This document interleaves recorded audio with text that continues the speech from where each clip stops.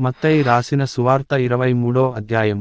అప్పుడు యేసు జనసమూహములతోను తన శిష్యులతోను ఇట్లనెను, శాస్త్రులును పరిసయ్యులును మోషే పీఠమందు కూర్చుండువారు. గనుక వారు మీతో చెప్పువాటినన్నిటినీ అనుసరించి గైకొనుడి, అయినను వారి క్రియల చొప్పున చేయకుడి. వారు చెప్పుదురే గాని చేయరు. మోయ శక్యము కాని భారమైన బరువులు కట్టి మనుష్యుల భుజముల మీద వారు పెట్టుదురేగాని తమ వ్రేలితోనైన వాటిని కదలింపనొల్లరు. మనుష్యులకు కనబడు నిమిత్తము తమ పనులన్నీయు చేయుదురు. తమ రక్షరేకులు వెడల్పుగాను తమ చెంగులు పెద్దవిగాను చేయుదురు. విందులలో అగ్రస్థానములను సమాజ మందిరములలో అగ్రపీఠములను సంత వీధులలో వందనములను మనుష్యుల చేత బోధకులని పిలువబడుటయు కోరుదురు.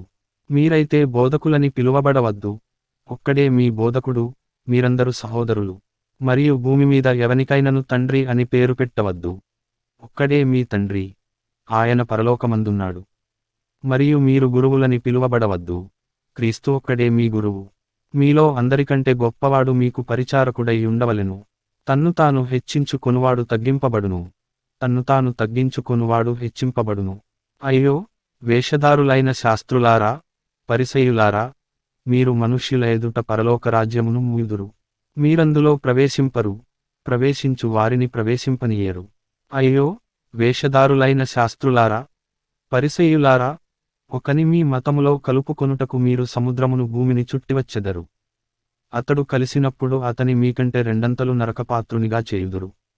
అయ్యో, అందులైన మార్గదర్శకులారా, ఒకడు దేవాలయము తోడని ఒట్టు పెట్టుకొంటే అందులో ఏమీ లేదు గాని దేవాలయములోని బంగారము తోడని ఒట్టు పెట్టుకొంటే వాడు దానికి బద్ధుడని మీరు చెప్పుదురు.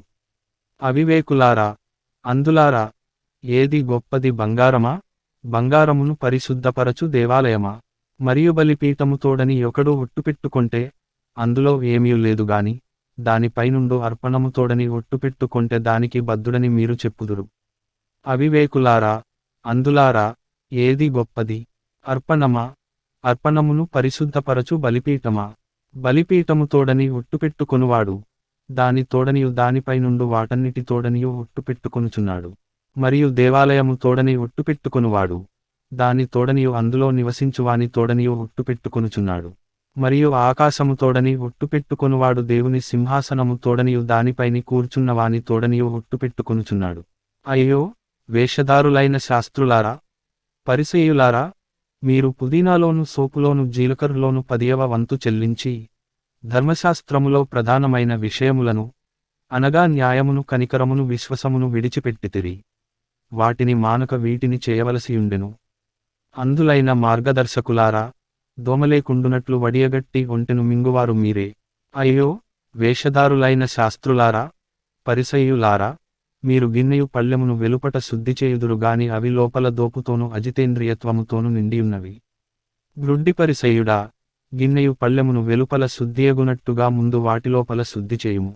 అయ్యో, వేషధారులైన శాస్త్రులారా, పరిసయ్యులారా, మీరు సున్నము కొట్టిన సమాధులను పోలియున్నారు. అవి వెలుపల శృంగారముగా అగపడును గాని లోపల చచ్చిన వారి ఎముకలతోనూ సమస్త కలుషముతోనూ నిండియున్నవి. అలాగే మీరు వెలుపల మనుష్యులకు నీతిమంతులుగా నగపడుచున్నారు గాని లోపల వేషధారణతోనూ అక్రమముతోనూ నిండియున్నారు.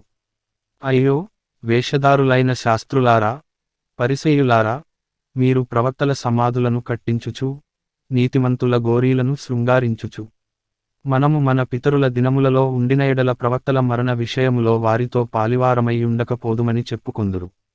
అందువలననే మీరు ప్రవక్తలను చంపిన వారి కుమారులయ్యున్నారని మీ మీద మీరే సాక్ష్యము చెప్పుకొనుచున్నారు. మీరును మీ పితరుల పరిమాణము పూర్తి చేయుడి.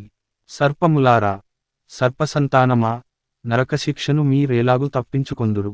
అందుచేత ఇదిగో నేను మీ యొద్దకు ప్రవక్తలను జ్ఞానులను శాస్త్రులను పంపుచున్నాను.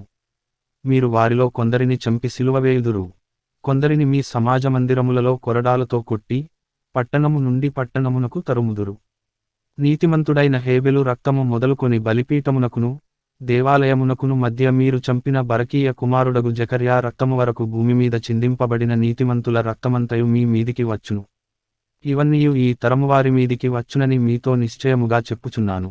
యెరూషలేమా, యెరూషలేమా, ప్రవక్తలను చంపుచును నీ యొద్దకు పంపబడిన వారిని రాళ్లతో కొట్టుచును ఉండుదానా?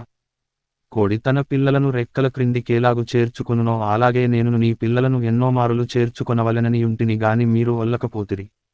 ఇదిగో మీ ఇల్లు మీకు విడువబడి ఉన్నది. ఇది మొదలుకొని ప్రభువు పేరట వచ్చువాడు స్తుతింపబడుగాకని మీరు చెప్పువరకు నన్ను చూడరని మీతో చెప్పుచున్నాను.